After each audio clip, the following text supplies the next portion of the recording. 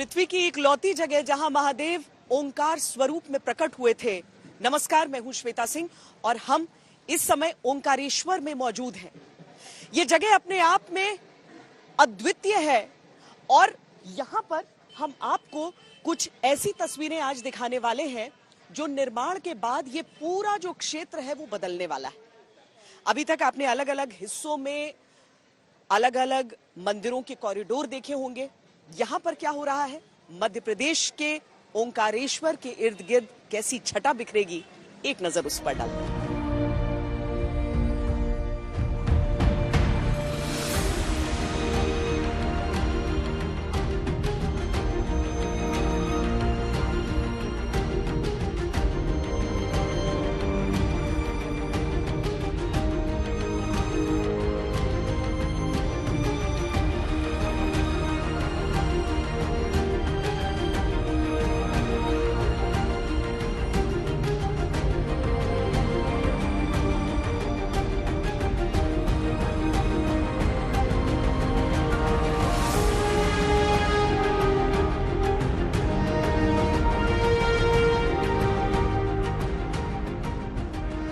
मध्य प्रदेश ओमकारेश्वर में मानधाता पर्वत पर निर्माण की ये प्रथम झलक प्रयास है भारत को भारत की सांस्कृतिक आंख से देखने का। ये पहल है आध्यात्म के एक ऐसे लोक के निर्माण की जहां अद्वैत विचार के प्रणेता आदि गुरु शंकराचार्य की स्मृतियों को सहेजा जाएगा, जो केंद्र बनेगा पूरे विश्व में भारतीय दर्शन के एकात्म धाम का। एकात्म धाम का जो विचार मन में आया, आचार्य शंकर थे ये, जिन्होंने कहा एक ही चेतना सब में है, सब उस ब्रह्म के अंश है, जीव और ईश्वर में कोई अंतर नहीं है। और इसलिए उन्होंने कहा आत्मवत सर्वभूतेषु, जिसको तुलसीदास जी ने कहा सिया राम में सब जग जानी, जिसको कबीरदास जी ने कहा साहब तेरी साहिबी हरगट रही समाए, ज्यों मेहंदी के पात में लाली लखी न जाए। तो ये एकात्मता का संदेश पूरे विश्व को और पूरे देश को यहाँ से जाएगा। उनको यहाँ गुरु मिले, इसलिए उनकी प्रतिमा शंकर संग्रहालय, जहाँ उनके दर्शन और विचार चित्रित किए जाएंगे, अद्वैत नौका विहार भी होगा, गुरुकुल भी बनेंगे। एक अनोखी रचना अद्वैत धाम के रूप में यहाँ होने वाली है। आकार लेते एकात्म धाम की परिकल्पना की आधारशिला मुख्यमंत्री शिवराज सिंह चौहान ने 2017 में रखी थी। संतों से विमर्श हुआ, तब ये सिर्फ एक विचार था, लेकिन अब ये प्रतिदिन साकार हो रहा है। तीव्र गति से निर्माण चल रहा है। संत, साहित्य और समाज के प्रभावशाली प्रतिनिधियों के साथ शिवराज सिंह चौहान ने एकात्म धाम की निर्माण समीक्षा की तो उनके मन की वो बात भी सामने आ गई, जिसके चलते उन्होंने आदि गुरु शंकराचार्य की दीक्षा स्थली पर एकात्म धाम का सपना देखा। जैसे इस विचार का प्रकटीकरण मैंने किया संतों के सामने, अपूर्व उत्साह की लहर फैल गई। सारे श्रेष्ठ संतों ने कहा कि निश्चित तौर पर यह करना चाहिए। हम साथ मूर्ति के साथ साथ ही विचार आया कि अद्वैत लोक बनाया जाए और अद्वैत लोक के साथ आदिगुरु शंकराचार्य अंतरराष्ट्रीय अद्वैत वेदांत संस्थान भी बने, जो केवल मध्य प्रदेश में नहीं, देश में भी और दुनिया में भी एकात्मता के भाव का प्रचार प्रसार करे, ताकि मनुष्य और मनुष्य की दूरियां समाप्त हो जाए। और फिर ये प्रकल्प बना एकात्म धाम का प्रकल्प। 8 वर्ष की आयु में शंकराचार्य केरल से ओमकारेश्वर आए थे और यहीं उन्होंने अपने गुरु गोविंद भगवत पाद से शिक्षा ली और फिर पूरे देश के भ्रमण पर निकल गए। इसके बाद ही आदि गुरु शंकराचार्य ने अद्वैतवाद का सिद्धांत दिया और सनातन धर्म को एक सूत्र में बांधा। संपूर्ण एकात्म धाम का निर्माण लगभग 2000 करोड़ बजट के साथ 28 एकड़ में किया जा रहा है। 52 फीट के आधार पर 108 फीट ऊंची प्रतिमा आदि गुरु शंकराचार्य की स्थापित की जाएगी। इस प्रतिमा में आदि गुरु शंकराचार्य को बाल रूप में दिखाया जाएगा। प्रतिमा का वजन लगभग 100 टन होगा। एकात्म धाम के निर्माण के लिए 23,000 पंचायतों से धातु एवं मिट्टी लाई गई और फिर निर्माण शुरू हुआ। योजना सिर्फ एकात्म धाम के माध्यम से आदि गुरु शंकराचार्य की मान्यताओं को ही स्थापित करने की नहीं है, बल्कि पूरे क्षेत्र को धार्मिक पर्यटन के अनुसार विकसित करने की भी है। 7 डायरोमा, खुला कॉरिडोर, अद्वैत नौका विहार, 3D डोम प्रोजेक्शन गैलरी, 500 की क्षमता का high screen theatre, laser light and sound show, ध्यान केंद्र, कला कॉरिडोर, पंचायतन मंदिर, अन्नपूर्णा, अद्वैत कलाग्राम, ओम स्तंभ इसमें शामिल है। अनुमान है कि सितंबर में प्रधानमंत्री मोदी शंकराचार्य की प्रतिमा का अनावरण करेंगे। शेष निर्माण 2024 के दिसंबर तक पूर्ण हो सकता है। उज्जैन महाकाल कॉरिडोर के बाद एकात्म धाम का निर्माण मध्य प्रदेश की सांस्कृतिक विरासत को एक रूप दे रहा है। रवीश पाल सिंह, ओमकारेश्वर, आज तक।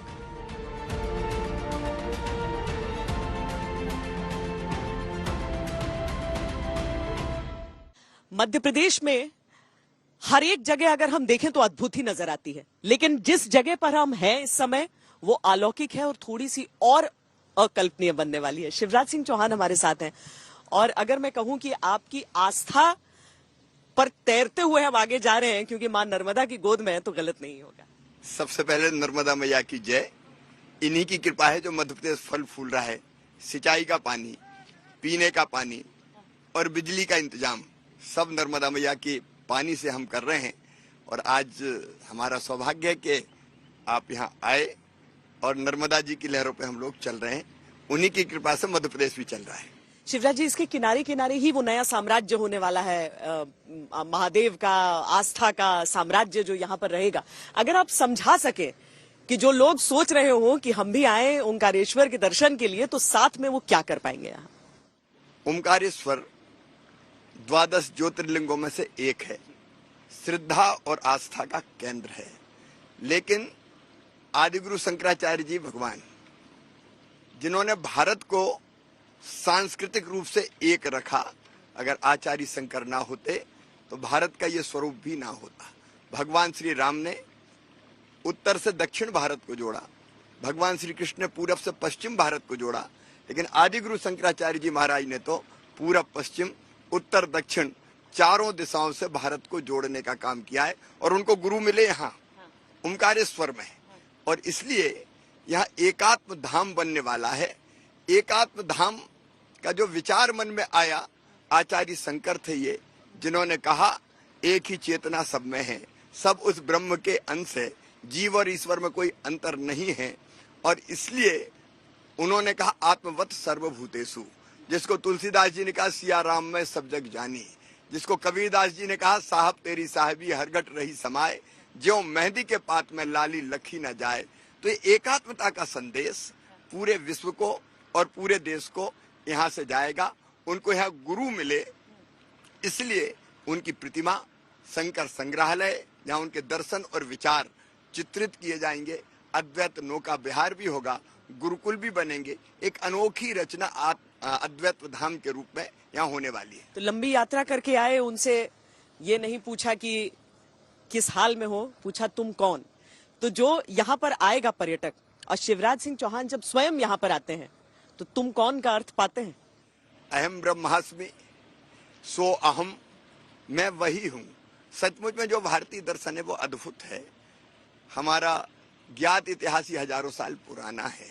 ये भारत है जिसने कहा अयम निजम परोवेति गणना लघु चेत साम उदार चरिता नाम तू वसुदैव कुटुंबकम। सारी दुनिया ही एक परिवार है, जिसको प्रधानमंत्री जी ने भी G20 की अध्यक्षता करते हुए फिर कहा एक पृथ्वी, एक परिवार और एक भविष्य, वसुदैव कुटुंबकम। तो हम सचमुच में एक हैं, एक ही चेतना सब में है। मैं भी ब्रह्म का अंश हूँ, ये संदेश यहाँ से जाता है। पर यह आरोप तो आप पर लग सकते हैं ना कि शिवराज सिंह चौहान आने वाले चुनावों से पहले अपना भगवा स्वरूप सामने रख रहे हैं, क्या ये सही? ये तो 2017 से काम यहाँ शुरू हुआ। 9 फरवरी 2017 को ये विचार मन में आया कि यहाँ एकात्म धाम बनना चाहिए। तब हमने प्रक्रिया भी पूरी कर ली, काम शुरू होना था। 2018 में हमारी सरकार नहीं रही, कांग्रेस की सरकार आई, उसने इस प्रोजेक्ट को ठंडे बस्ते में पटक दिया। लेकिन अपनी सरकार फिर से आते ही कोविड के कारण थोड़ी देर हुई, फिर से हमने इस प्रकल्प पर काम प्रारंभ कर दिया। ये इसका चुनाव से कोई लेना देना नहीं है। भारतीय संस्कृति, जीवन मूल्य, अपना दर्शन, ये भावी पीढ़ियों तक भी जाए। और भौतिकता की अग्नि में दग्ध विश्व मानवता को भारत शांति का संदेश दे। इसलिए ये एकात्म धाम, अद्वैत धाम बन रहा है। पर ये सरकार का काम है क्या? सर, लोग है कहेंगे सरकार। कि सरकार करे, विकास करे, सड़क बनवाइए, अलग परियोजनाएं लाइए। ये बात सच है। भौतिक विकास करना, सड़क, पुल, पुलिया, स्कूल, अस्पताल, बांध बनाना सरकार का काम है, वो हम कर भी रहे हैं। लेकिन समाज को दिशा देना ये भी सरकार का काम है। समाज को सही दिशा में ले जाने के प्रयत्न करना ये भी सरकार का काम है। वर्षों से जो संचित ज्ञान हमारे पास है उसको भावी पीढ़ी तक पहुंचाने में सहयोग करना ये भी सरकार का काम है। ऐसे श्रद्धा के केंद्र जहाँ लाखों लाख लोग उमड़ते हैं उनकी व्यवस्थाएं ठीक करना ये भी सरकार का काम है। एक तरफ अगर आप देखेंगे तो मध्य प्रदेश में जब हमने सरकार संभाली, कुल मिला के मध्य प्रदेश में सड़कें केवल थी 71,000 किलोमीटर टूटी फूटी। हमने 4 लाख किलोमीटर शानदार सड़कें बना दी। विंध्य एक्सप्रेस वे बन रहा है, नर्मदा एक्सप्रेस वे बन रहा है, बुंदेलखंड एक्सप्रेस वे बन रहा है, मालवा निवाड़ एक्सप्रेस वे बन रहा है, शानदार सड़कें, मेट्रो इंदौर भोपाल में चलाने की तैयारी। सिंचाई की व्यवस्था कांग्रेस, राजा, नवाब, अंग्रेज सबने मिला के की थी 7.5 लाख हेक्टर, हम बढ़ा के ले गए 45 लाख हेक्टर और 65 लाख हेक्टर तक ले जा रहे हैं। अन्न के भंडार अगर आप देखें, पंजाब को हमने बीट कर दिया। 700% अन्न का उत्पादन मध्य प्रदेश की धरती पर बढ़ा है। बिजली यहाँ पैदा होती थी 2900 मेगावाट, अब हम बना रहे हैं 28,000 मेगावाट। इन्हीं लहरों पे अगर आप थोड़े आगे जाएंगे तो सोलर पैनल बिछ रही है। हम तो पानी की सतह पर सोलर पैनल बना के, सोलर पैनल, हाँ, अच्छा, इन पे सोलर पैनल बना के हम सौर ऊर्जा का उत्पादन कर रहे हैं ताकि पर्यावरण भी बच सके और हमारी धरती भी बच सके। पर कैपिटा इनकम अगर देखेंगे कांग्रेस के राज में थी लगभग 11,000 रुपया, आज हो गई 1,40,000 रुपया। अगर जीएसडीपी का साइज देखेंगे आप तो पहले था केवल 70,000 करोड़ रुपया, आज हो गया है 15 लाख करोड़ रुपया, हम क्रॉस कर गए हैं। देश की जीएसडीपी में हमारा योगदान कभी हुआ करता था 3%, आज वो बढ़ के 4.6% हो गया है। तो अगर आप देखेंगे हमारे बजट का साइज जब मैं था 21,000 करोड़ था, 21,000 से 1 लाख करोड़ ले जाने में मुझे 2012 आ गया। 2020 में हमने 2 लाख करोड़ क्रॉस किया और आज 2023 में 3 लाख करोड़ हम क्रॉस कर गए। चारों तरफ भौतिक प्रगति के चिन्ह आपको दिखाई देते हैं, तो वो भी हम कर रहे हैं। लेकिन महाकाल महालोक भी हमने बनाया, क्योंकि भगवान शिव की कथाएं मूर्तियों के माध्यम से लोग समझे। आप केवल बच्चे जाएंगे प्रणाम करके आ जाएंगे, उनके समझ में नहीं आएगा, लेकिन आज समझते हैं ये हमारी ड्यूटी है। राम राजा लोक हम बना रहे हैं, हम बनवासी राम का लोक बना रहे हैं, हम हनुमान लोक बना रहे हैं, हम देवी लोक बना रहे हैं, ये भी हमारा काम है। तो मंदिर अर्थव्यवस्था भी एक टर्म है, क्या उज्जैन में आपको इसका फायदा मिला? क्या परिवर्तन? देखिए, एक तरफ आध्यात्मिक उन्नति और दूसरी तरफ भौतिक प्रगति, ये अध्यात्म और इसका भौतिक प्रगति का समन्वय है। जब तक इसका समन्वय नहीं होगा तब तक पूरा काम चलेगा नहीं, और इसलिए उज्जैन तो पूरा ट्रांसफॉर्म हो गया। आप उज्जैन में देखिए, पहले 20-25 हजार श्रद्धालु रोज आते थे, आज रोज 1 लाख तो क्रॉस कर ही रहे हैं। कई बार सैटरडे संडे को 1.5 लाख और 2 लाख भी क्रॉस करते हैं। उज्जैन में होटल फुल है, नए रिसोर्ट बन रहे हैं, नए होटल बन रहे हैं, होम स्टे शुरू हो गए, हमारे वहाँ ई रिक्शा शुरू हो गए, गाड़ियां शुरू हो गई, कई लोग अलग अलग सामान बेचने का रोजगार में लगे हैं। तो मैं कहूंगा कि अप्रत्यक्ष रूप से जो रोजगार मिला है वो अद्भुत और अभूतपूर्व है, और उज्जैन प्रसन्न है। और मेरे दिमाग में साफ है, उज्जैन से लेके महाकाल महालोक से लेके और सीधे ओमकारेश्वर एकात्म धाम तक और यहाँ से महेश्वर तक अद्भुत सिद्ध क्षेत्र हम इसको बनाएंगे, दिव्य क्षेत्र हम इसको बनाएंगे। यहाँ चारों तरफ मतलब रोड के भी दोनों तरफ जो हमारे 4 लेन हाईवेज बन रहे हैं, वहाँ हम इकोनॉमिक कॉरिडोर भी बनाएंगे। तो इसकी कनेक्टिविटी बढ़ाएंगे आप? डेफिनेटली कनेक्टिविटी हम बढ़ा रहे हैं। पहले 4 घंटे में आते थे, अब 2 घंटे में यहाँ आ जाते हैं। बाकी सारी सुविधाएं भी पैदा करेंगे, तो इससे रोजगार के अवसर भी बढ़ेंगे, भौतिक प्रगति भी होगी और आध्यात्मिक उन्नति तो होगी। शंकराचार्य ने ये भी सिखाया था कि आज भले ही बहुत बहस में और बहुत झगड़ा झंझट से कोई चीज सामने आती है, लेकिन कैसे एक छोटी सी उम्र में निकल कर आए, कुल जमा 34 वर्ष में तो प्राण त्याग दिए उन्होंने, देह त्याग दिया अपना, और उस समय तर्क से कैसे जीता जाए। तो शिवराज जी क्या ये अलग अलग लोक बसाकर उस तर्क से ही अपनी बात सामने रख रहे हैं? निश्चित तौर पर आचार्य शंकर तो बहुत कम समय के लिए इस धरती पर आए, लेकिन उन्होंने चमत्कार कर दिया। आप उनका सोच देखिए। एक तरफ तर्कों से उन्होंने परास्त करके अपना शिष्य बनाया, यही महेश्वर में मंडन मिश्र से उनका शास्त्रार्थ हुआ था। दूसरी तरफ उनने व्यवस्थाएं ऐसी की, अब देश के चारों दिशाओं में पूरब पश्चिम उत्तर दक्षिण 4 मठों की स्थापना हुई, चारों को जोड़ने का काम किया। चारों धाम में आप देख लीजिए, रामेश्वरम का जो जल है वो सीधे बद्रीनाथ जी पे चढ़ेगा, दक्षिण के पंडित वहां पूजा करेंगे, उत्तर दक्षिण को जोड़ा, पूरब पश्चिम को जोड़ा। सचमुच में सांस्कृतिक रूप से भारत आज एक है, तो उनका श्रेय जाता है आदिगुरु शंकराचार्य जी महाराज को। तो हम ये जो रचनाएं कर रहे हैं, देखिए हम अत्यंत प्राचीन और महान राष्ट्र हैं। भारत ने दुनिया को ज्ञान का प्रकाश दिया। एकम सद विप्रा बहुधा वदंती से लेके प्राणियों में सद्भावना हो और विश्व का कल्याण हो, सर्वे भवन्तु सुखिनः सर्वे सन्तु निरामया, केवल हमारा भला नहीं हो, हम सुखी नहीं हो, सब सुखी हो, ये मंत्र भारत ने दिया। अब इस भारत को जानना हमारे बच्चों के लिए भी जरूरी है, युवाओं के लिए भी जरूरी है, और वो पढ़ने के बजाय वो देख के ज्यादा समझते हैं। और इसलिए जब ये चीजें देखेंगे तो अपने आप उनके दिल में, दिमाग में, अंतर आत्मा में ये चीजें प्रवेश करेंगी और वो भारत के ज्ञान को और दर्शन को आगे बढ़ाएंगे। और इतना ही नहीं, अपने जीवन को भी वैसा बनाने का प्रयास करेंगे कि मेरा धर्म, मेरी संस्कृति, मेरा दर्शन महान है, मैं स्वयं इसको आचरण में उतारूंगा और बाकी दूसरों को भी प्रेरित करने का प्रयास करूंगा। पर मेरा धर्म मेरा दर्शन में टकराव की भी गुंजाइश होती होगी। लोग पूछेंगे कि भाई केरला स्टोरी को इतना लेकर विरोध हो रहा है, लोग अदालत तक पहुंच रहे हैं और शिवराज जी ने उसको टैक्स फ्री किया मध्य प्रदेश में। देखिए, हम किसी के विरोधी नहीं है। मुंडे मुंडे मतिर भिन्ना, ये बात भी भारत की धरती पर कही गई है। सबको न्याय की बात हम करते हैं, लेकिन एक बात भारतीय जनता पार्टी का सोच साफ है, न्याय सबको, तुष्टीकरण किसी का नहीं। और इसलिए हमने कहा कि लोभ लालच भय प्रलोभन में अगर कोई धर्मांतरण करवाएगा तो वो अपराध होगा, और हमने कानून बना दिया। तो ऐसी कई हमने व्यवस्थाएं की, किसी के खिलाफ नहीं। अगर प्रधानमंत्री श्रीमान नरेंद्र मोदी जी ने फ्री में राशन दिया तो सबको दिया, उजला रसोई गैस कनेक्शन सबको दिया, मकान सबके बना रहे हैं, यहाँ लाडली लक्ष्मी योजना सबके लिए है, लाडली बहना योजना सबके लिए है, मुख्यमंत्री मेधावी विद्यार्थी योजना सबके लिए, इसमें कोई भेदभाव नहीं है। लेकिन अगर कोई गलत तौर तरीके इस्तेमाल करता है, कोई आतंकवाद पनपाने की कोशिश करेगा, सिमी का नेटवर्क बनेगा, तो उसको तो ध्वस्त करना हमारा धर्म ही है। यहाँ जब शंकराचार्य को याद करते हुए हम चल रहे हैं तो बताया जा रहा है कि इस आर्किटेक्चर में चारों दिशाओं का प्रारूप देखने के लिए मिलेगा, नॉर्थ साउथ ईस्ट वेस्ट। निश्चित तौर पर पूरे भारत को दर्शाएगा हमारा एकात्म धाम। यहाँ जो हमारी पूरब पश्चिम उत्तर दक्षिण की शैलियां हैं उसका पूरा उपयोग किया जाएगा।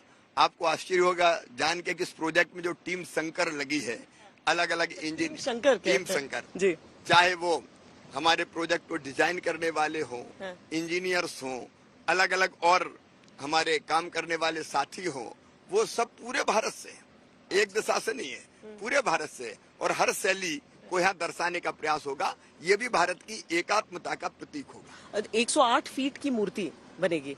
जी हाँ, 108 फीट, यानी जहाँ पर हमें वहाँ से नजर आएगी हमें। निश्चित तौर पर 108 फीट की मूर्ति भी एक बड़े ऊंचे पिलर पर बनेगी, जिस पर कल चढ़ के मैंने देखा था, उसके ऊपर 108 फीट। तो दूर दूर से आचार्य शंकर हमको ज्ञान का प्रकाश देते हुए दिखाई देंगे। आपको आइडिया कैसे आया था? आपको क्यों लगा कि यहाँ पर यह निर्माण होना चाहिए? इसलिए लगा कि नर्मदा सेवा यात्रा हमने की थी। अब देखिए नर्मदा जी का जल कितना स्वच्छ है। हमने अपनी माँ को, नर्मदा को स्वच्छ रखने का प्रयास किया है, और वो उसका उद्देश्य यही था कि नदियां हमारी स्वच्छ रहें, कल कल छल छल करके बहती रहें। इसलिए नर्मदा सेवा यात्रा, उस नर्मदा सेवा यात्रा में जब हम यहाँ आए तो हमको ये लगा कि आदिगुरु शंकराचार्य जी को जहाँ गुरु मिले वहाँ आदिगुरु का एक प्रतिमा होनी चाहिए, क्योंकि ज्ञान का जो प्रकाश था उनको यहाँ से मिला, अपने गुरु गोविंद भगवत पाद जी से। तो मन में आया कि यहाँ तो शंकराचार्य जी ने जहाँ ज्ञान प्राप्त किया वहाँ कुछ होना चाहिए। उसके बाद फिर एक के बाद एक शंकर संग्रहालय, फिर अद्वैत वेदांत संस्थान, फिर गुरुकुल, फिर अन्नपूर्णा, फिर अलग अलग अद्वैत नौका विहार, सब कल्पनाएं आती गई जिसको हम साकार करने वाले हैं। कुछ जो देश की राजनीति में चल रहा है उसकी भी यहाँ पर हम जरा नर्मदा जी की लहरों से पूछते हैं आपसे। ये बजरंग बली को लेकर आजकल एक नई बहस छिड़ गई है। बजरंग दल पर बैन करेंगे, अगर पीएफआई पर बैन होता है तो क्या हम एक उस समय में हैं जहां पर सेक्युलरिज्म का मतलब इस तरह के प्रतिबंधों की राजनीति में भी होगा? देखिए, एक जमाने में हिंदू शब्द बोलना ही संकीर्णता का प्रतीक माना जाता था और इसलिए सब हमारे जो विरोधी दल है उनमें होड़ लगती थी, हम सेकुलर है। सेकुलर काहे के? क्या हमारी दर्शन, हमारी संस्कृति, हमारे जीवन मूल्य, हमारे महापुरुष, उनका नाम लेना पाप है क्या? ये गलत सोच था, ये गलत सोच था जिसको बदलने का काम किया गया। बजरंग दल पे क्यों बैन, पीएफआई पे बैन क्यों नहीं? एक तरफ आतंकवादी घटनाएं करने वाले, आतंकवाद को घटित करने वाले पीएफआई जैसे आतंकवादी संगठन, और दूसरी तरफ बजरंग बली की आराधना करने वाले राष्ट्रभक्तों का संगठन। आप बजरंग दल को बैन करके केवल वोट हासिल करना चाहते हो, केवल वोट बैंक की राजनीति कर रहे हो।